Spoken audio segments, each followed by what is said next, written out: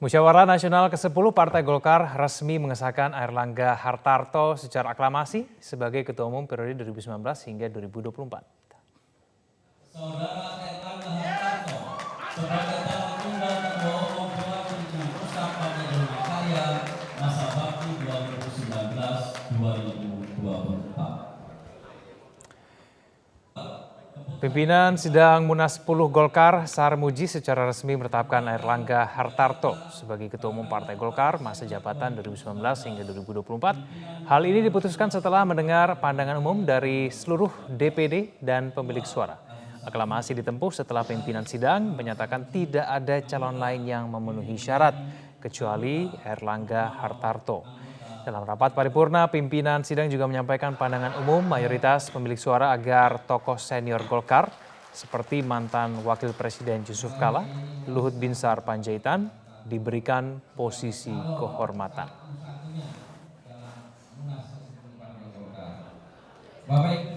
Airlangga Hartarto mulus menjadi Ketua Umum Partai Golkar periode 2019 hingga 2024. Terkait dengan komposisi pengurus partai, Airlangga diduga dituntut untuk mengakomodir mantan pesaingnya dalam Munas ke-10 Partai Golkar. Nanti akan ada struktur, nanti akan ada pembahasan juga. Ada wakil ketua umum? Ya nanti kita lihat besok. Pak, Munas belum selesai.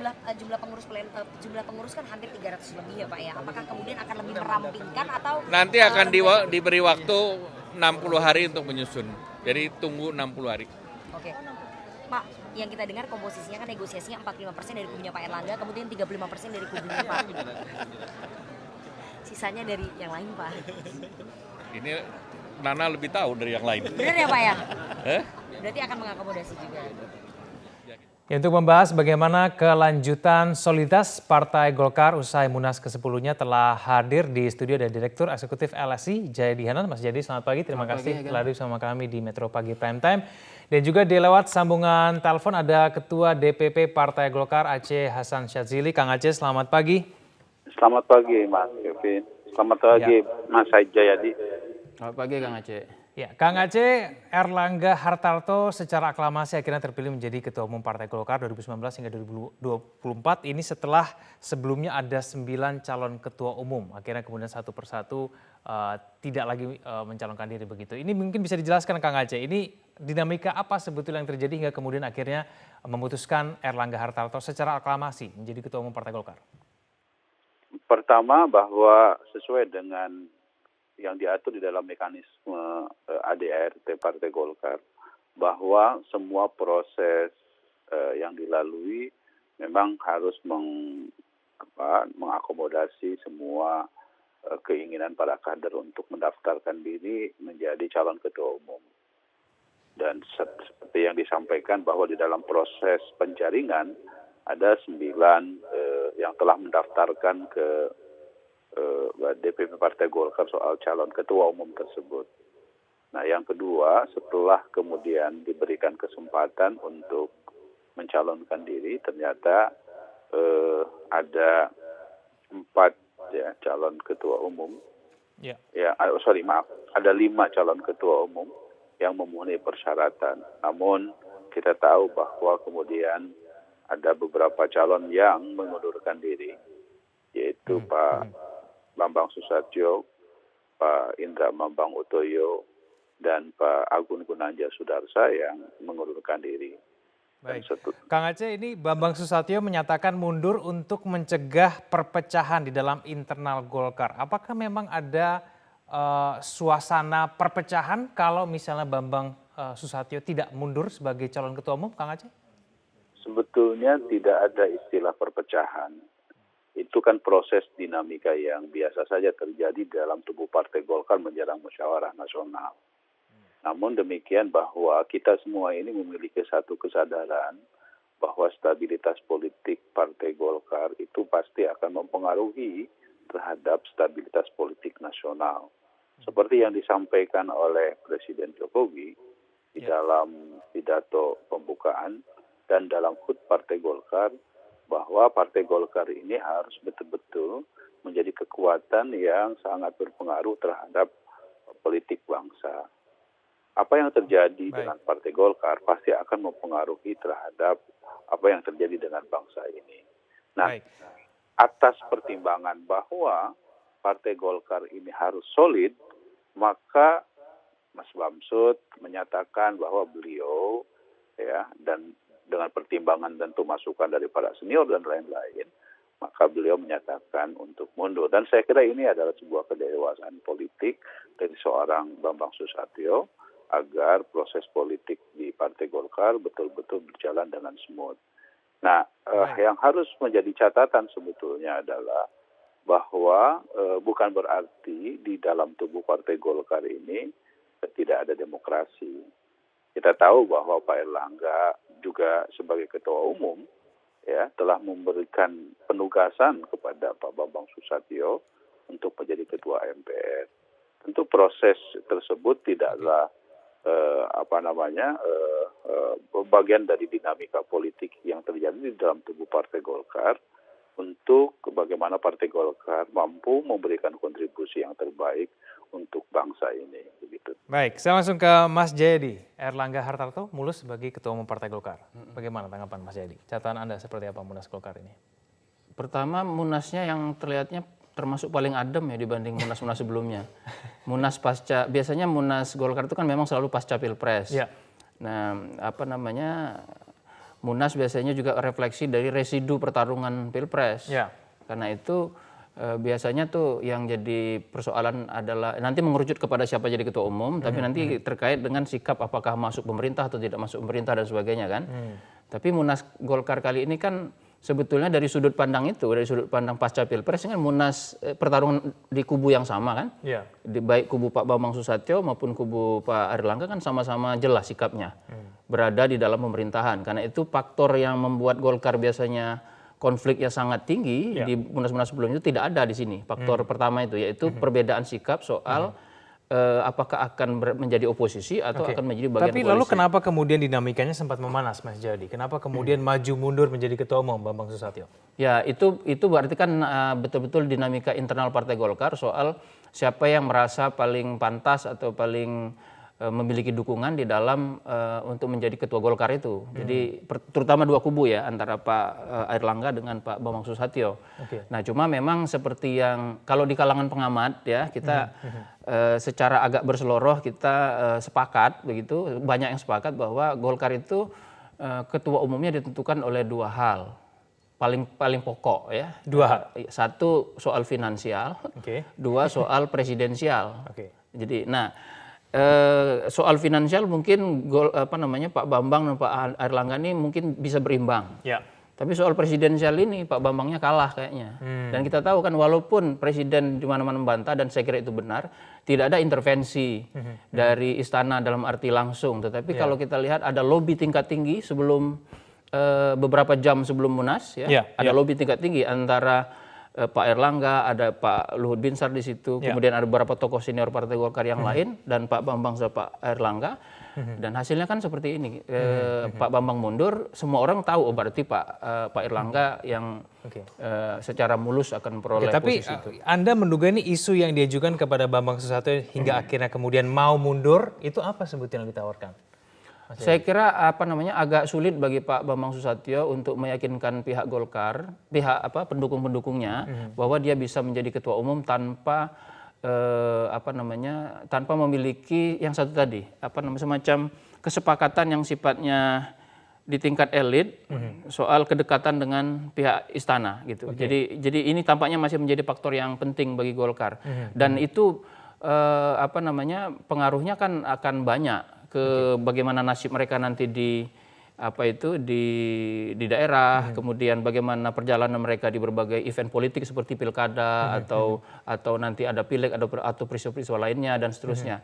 Sehingga dengan kekuatan yang ini persepsi tentu saja ya, tentu bisa dibantah, tapi persepsinya bahwa jelas bahwa Pak Erlangga itu lebih punya kedekatan dengan istana, dengan Pak Jokowi, sehingga tampaknya Pak Jokowi lebih merasa nyaman gitu, dan kedekatan itu kemudian menjadi nilai plus bagi Pak Erlangga di mata para kader Golkar yang punya hak pilih. Sementara jadi dari sisi itu kalau kita kembali ke analisa tadi finansial dan presidensial itu Pak Erlangga punya dua, Pak Bambang cuma punya satu. Oke. Jadi politisi di Golkar ini kan politisi kawakan, para politisi senior di Indonesia mereka bisa ngitung itu. Kalau kurang ini kita bagaimana, kalau lebih ini kita bagaimana. Maka pada ujungnya perhitungan rasional yang mereka lakukan. Maka jadi setelah melihat ada sinyal dan lobby politik tingkat tinggi itu, saya kira itu tanda yang cukup jelas kepada para kader Golkar yang pemilik suara di tingkat bawah. Saya langsung cross check ke Kang Aceh. Kang Aceh, ada lobby tingkat tinggi dari istana, bahkan mungkin campur tangan juga terasa dalam Munas Golkar pada kali ini. Ya, pertama saya harus sampaikan bahwa tidak ada sama sekali ya intervensi atau katakanlah campur tangan istana di dalam proses musyawarah nasional Partai Golkar. Tidak langsung, Kang Aceh?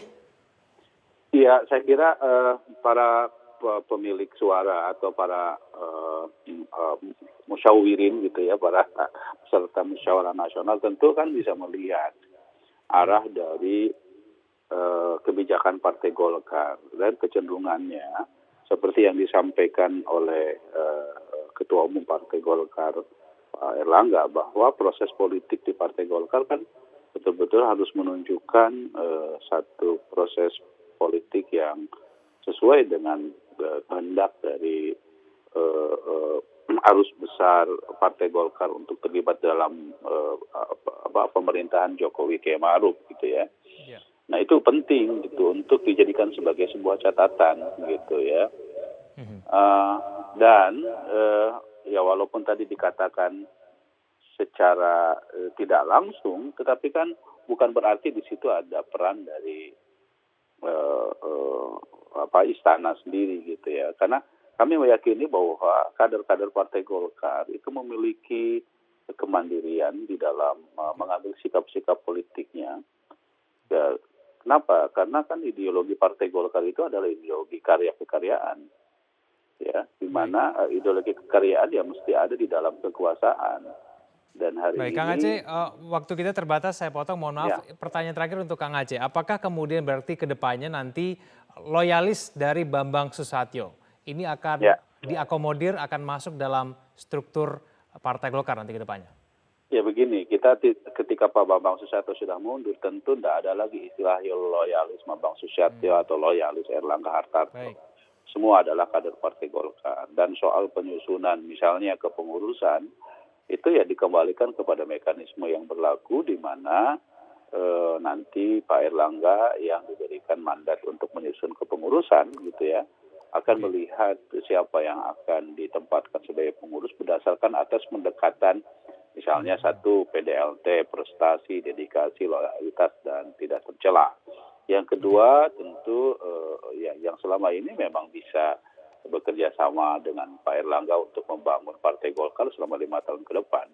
Saya kira parameter itu yang harus dikedepankan. Jadi ketika suasana yang adem ini ya tidak ada lagi istilah kubu-kubuan, yang ada adalah kader Partai Golkar yang memiliki kompetensi PDLT untuk bisa terlibat di dalam proses membangun Partai Golkar gitu. Baik, Mas Jadi, Anda melihat soliditas dari Partai Golkar ke depannya setelah Munas ini seperti apa? Bagaimana kemudian pendukung-pendukung dari Bambang Susatyo paling tidak betul-betul solid di Partai Golkar nanti ke depan? Kan ada 2 event yang seringkali membuat Golkar mengalami gonjang-ganjing kan, peristiwa Pilpres dan Munas. Nah itu kan baru akan ada 5 tahun lagi. Kemudian yang kedua, Golkar saat ini kan tidak cukup utuh, tidak mengalami fraksionalisasi yang terlalu besar, sehingga itu modal yang cukup kuat bagi Golkar untuk mempersiapkan diri menuju 2024 dan test case-nya nanti di pilkada ya, terutama pilkada 2020 ini. Saya kira Golkar dengan tidak adanya perbedaan sikap soal apakah bergabung di pemerintahan atau tidak, saya kira soliditasnya akan lebih terjamin ke depan. Tetapi memang kalau ikut ke menanggapi pertanyaan Anda tadi soal loyalis Bambang Susatyo, saya kira itu kenyataan politik di Partai Golkar bahwa ada 2 kubu yang cukup besar di situ. Karena itu salah satu cara untuk mempertahankan soliditas itu adalah melakukan semacam akomodasi terhadap paksi-paksi yang ada di Golkar, terutama adalah paksi yang selama ini mendukung Pak Bambang Susatyo. Itu untuk menjamin ke depan. Bagaimana itu proses dilakukan? Apa 45-55 itu kan soal kesepakatan di internal. Nah, cuma saya kira tantangannya kan tidak mudah bagi Golkar ke ke depan. Ya. Pertama secara elektoral, kalau kita belajar dari pemilu 2019 dan sejak 2004 terutama, Golkar itu cenderung mengalami penurunan atau minimal stagnasi dukungan dari para pemilih muda. Jadi pemilih yang berusia 40 tahun ke bawah itu selama 3 periode pemilu terakhir itu cenderung menurun di Golkar. Itu salah satu yang bisa menjelaskan mengapa suara Golkar stagnan atau terus turun gitu. Ya, jadi sementara kekuatan Golkar ada di pemilih yang cenderung lebih tua, yang 50 tahunan ke atas, dan itu kan jumlahnya terus menyusut. Nah ini tantangannya, bagaimana Golkar merevitalisasi dirinya supaya betul-betul bisa connect dengan para pemilih muda itu. Baik, terakhir ke Kang Aceh sebelum kita tutup dialog, Kang Aceh, lalu kemudian strategi dan juga isu-isu ke depan yang harus segera dituntaskan, paling tidak harus diberikan sikap begitu ya dari Partai Golkar akan seperti apa? Ya, hari ini kita akan banyak membahas tentang isu-isu strategis, terutama soal bagaimana misalnya pandangan Golkar terhadap sistem pemilu, begitu ya. Yang kedua, kita juga akan membicarakan tentang bagaimana strategi Partai Golkar dalam konteks kaderisasi, rekonsolidasi organisasi. Terus yang ketiga, kita akan membahas juga soal bagaimana kondisi internal dalam rangka kita membangun berkontribusi terhadap pemerintahan Jokowi Kiai Ma'ruf ke depan. Gitu. Baik, Jadi Kang Aceh, hal strategis ini yang akan kita bahas. Ya. Baik, Kang Aceh terima kasih telah bergabung sama kami di Metro Pagi sama-sama. Prime Time. Mas Dedi juga terima kasih telah bergabung sama kami. Selamat pagi. Pemirsa, jangan kemana-mana, kami akan kembali dengan informasi Perhimpunan Hubungan Masyarakat Indonesia atau Perhumas kembali akan menggelar Konvensi Nasional Humas 2019. Tahun ini tema yang diangkat adalah Humas 2020, Kearifan Lokal, Solusi Global. Informasinya usai jeda.